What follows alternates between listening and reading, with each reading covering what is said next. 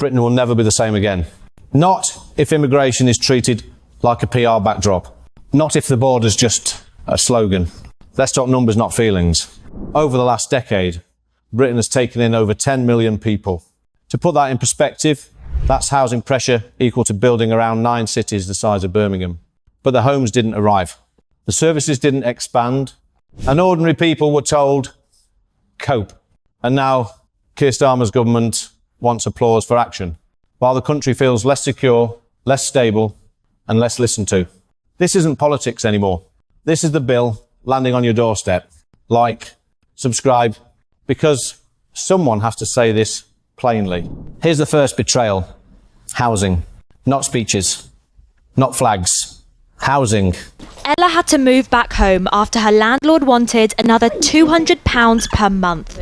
She has viewed property after property and says there are too many people bidding for too few places.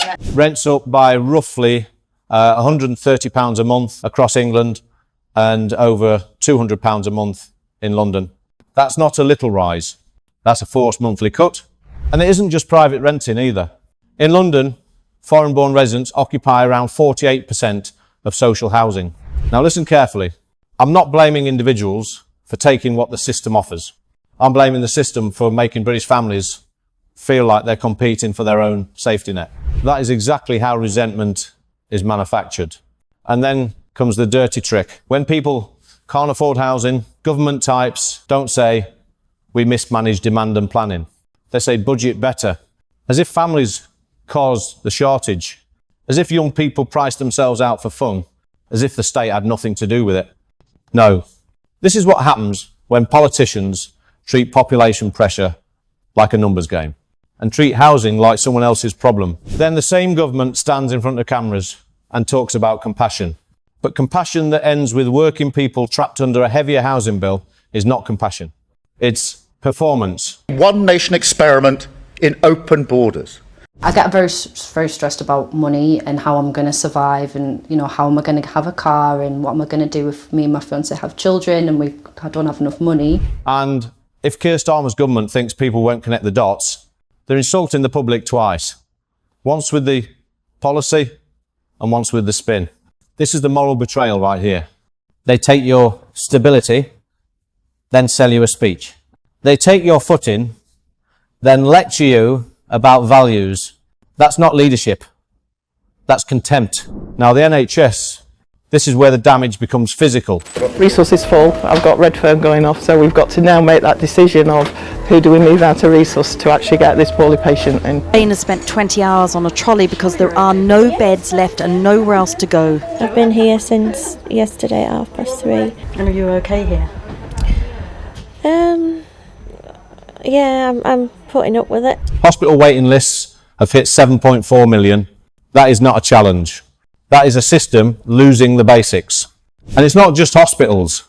NHS dentistry has collapsed around 20%. Fewer people are seeing a dentist over 2-year periods compared with earlier levels. That's not a minor inconvenience. That's DK being normalised. And here's what governments try to hide. A waiting list isn't a queue on paper. It's time stolen from real lives. Time in pain, time in anxiety, time where a treatable problem becomes a bigger one. So when Keir Starmer's government talks about fairness and public services, here's the brutal question.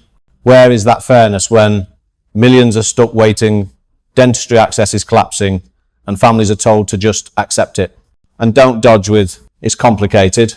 Yes, it's complicated. That's what you're elected for. If you can't protect the NHS from overload, you are not governing, you are presiding over decline. They tell people to be patient. But patience doesn't stop illness getting worse. It doesn't fix what is broken. And it doesn't reduce a 7.40 million waiting list. Calling waiting a virtue is the insult. Waiting is what happens when the state stops doing its job. Now, the part they love to film, enforcement. They're nearly all men, and nearly all of them are quite young men. and they cross the English Channel in dinghies. They pay criminal traffickers to bring them into the United Kingdom, and we pick them up and put them in 4-star hotels. We give them free medical care, free dental care. We give them nearly 40 quid a week spending money, but that's not enough. No, we've known for a long time that many of these people are working illegally in the economy for cash at the same time as we're paying for them to live here. Since this government came to power, there have been 12,300 arrests for illegal working, but only around 15% were removed. Read that again. Thousands arrested, most still here on immigration bail, processing, waiting. So what is the message? To the world, try it. To the British public, the system doesn't finish the job. And when the system doesn't finish, pressure doesn't fall, it piles up. And they'll say, look, arrests are up. Yes. We're told arrests have increased by 83% in the last 18 months. Fine. But arrests are not control. Control is outcomes. Control is the finish. And right now, the finish is weak. So don't sell this as strength. It's motion without finish. And the public can see it. Now add the safety angle people are discussing. New rail network arrest stats being discussed include 80% of arrests for thefts on trains, 36.6% for sexual offences on trains, 35.7% for violent crimes, and 39.6% for drug-related offences, despite foreign nationals being said to be under 10% of the population. Now, I'm not here to demonise people by nationality. I'm here to say this. When claims like that can circulate and feel believable to millions, that is a sign the state has lost control of confidence and credibility. A serious government would respond with radical transparency, tight enforcement, and clear consequences. What we get instead is noise, denial, and a revolving door. And that revolving door is what feeds fear. Not online rumours. Weak outcomes feed fear. Now, I'm going to say what millions are thinking, but politicians are too cowardly to admit. This isn't just incompetence, it's betrayal. Because the deal in this country is simple. We work, we obey the rules, we pay our taxes, and in return, the state protects the basics. A stable home, a functioning NHS, and laws that mean something. That is the social contract. And Keir Starmer's government is tearing it up in front of us. Look at the priorities. If an ordinary Brit misses a bill, the system doesn't shrug. It chases. It threatens. It escalates. But on illegal working, we're told there have been 12,300 arrests and only around 15% removed. So what does the public hear? They hear, we can be ruthless with you and strangely gentle with everything that overwhelms the country. And then you wonder why people are furious, and here is the moral betrayal. They don't respond with humility and hard results. They respond with lectures. They tell you to cope with the housing squeeze. They tell you to be patient with 7.4 million waiting.